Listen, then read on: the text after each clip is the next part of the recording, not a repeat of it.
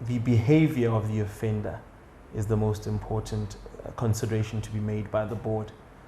Now, obviously, throughout the duration of the offender's imprisonment, his conduct is closely looked at by prison officials.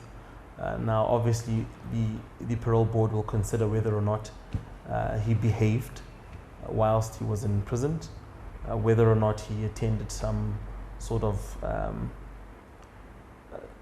life skills trainings, whether he engaged in educational activities, and those cumulatively looked at will obviously bring the board to a sound determination of whether or not he'll be eligible for parole.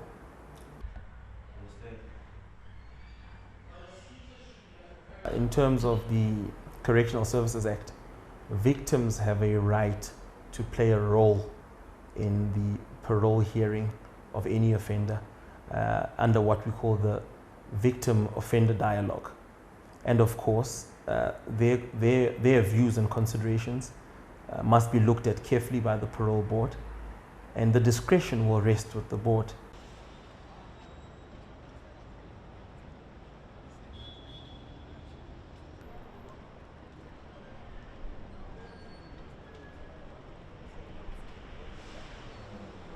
I don't think you get rehabilitated at all if it's premeditated murder.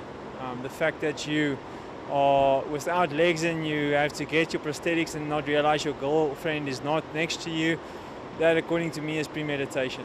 I believe people deserve second chances. If he's served his time and learned his lesson, then yeah, he can get out. I know there's a lot of healing that needs to happen for a lot of people, but I think it's his chance as well to come back into society.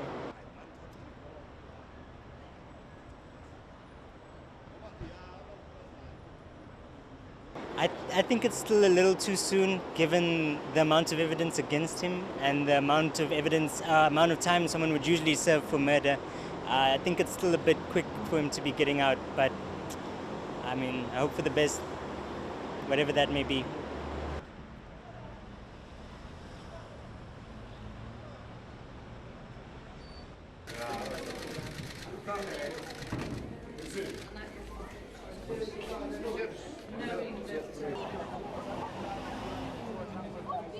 Expect the pandemonium hit unprecedented levels when it returns here on Friday.